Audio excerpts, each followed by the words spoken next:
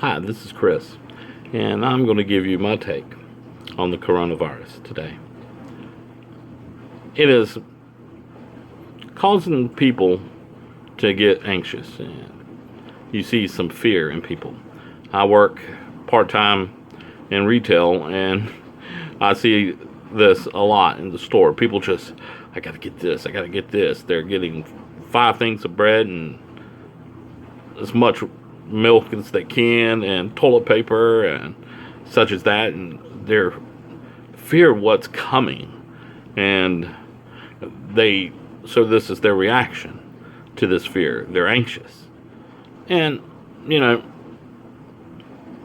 being a believer, I see things a little bit different. I guess I'm a follower of Christ, and with that I view things in a different light and through a different lens. And so I'm going to give you some of my thoughts through the fact that I'm a believer on how I'm going to handle what's happening. And this is, just wanted to share this.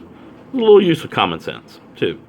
2 Timothy 1:7 says, "For God has not given us a spirit of timidity, but of power and love and discipline."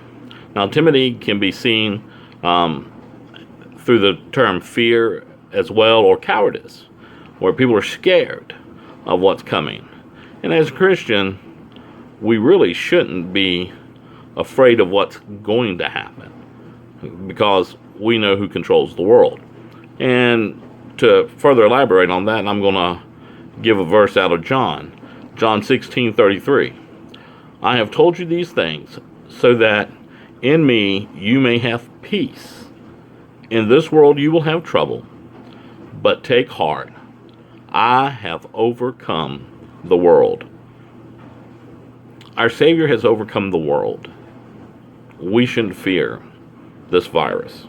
Should we be sensible and follow precautions? Absolutely.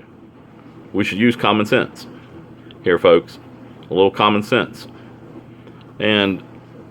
But we shouldn't get anxious in the idea of, my gosh, what's going to happen? You can't control that. You can only control what you can control. You should use definitely common sense and, take precautions, and, those things we should do.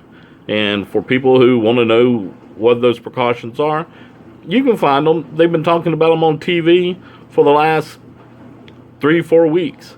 You can go to the Center for Disease Control's website, and they'll give you all the precautions, and you can take a look at the symptoms and such as that. But as believers, we also need not to be anxious and fearful over what we can't control. And these verses, I believe, back that up. Now, I'm going to give you a little story, and this is a common sense story, so that when you're going out and you're interacting with people, use a little common sense. And this is a true story that came from my personal recollection.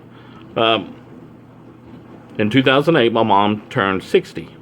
We threw her a party at Charlie's, and my dad was in the hospital battling, I think he had pneumonia or something to that degree, and he had been in the hospital for a bit, and he got out right about the time of the party, and he was battling cancer.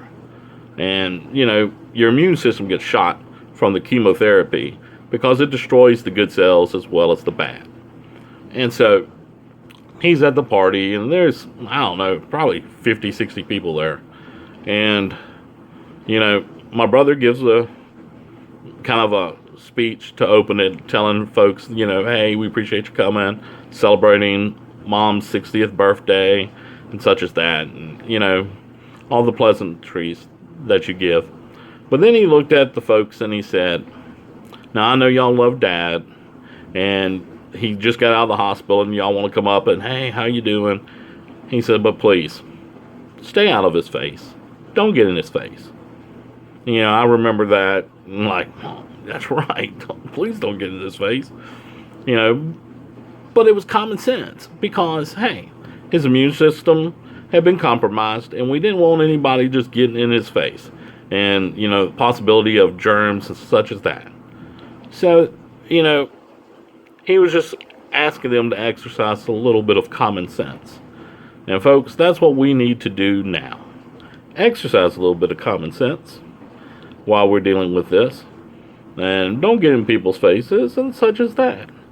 But for believers, don't get anxious. Take heart. Our Savior has overcome the world. And we know that our God controls this world. He controls our destiny. And we should not fear because of that. Well, y'all have a wonderful day and upcoming week, and God bless.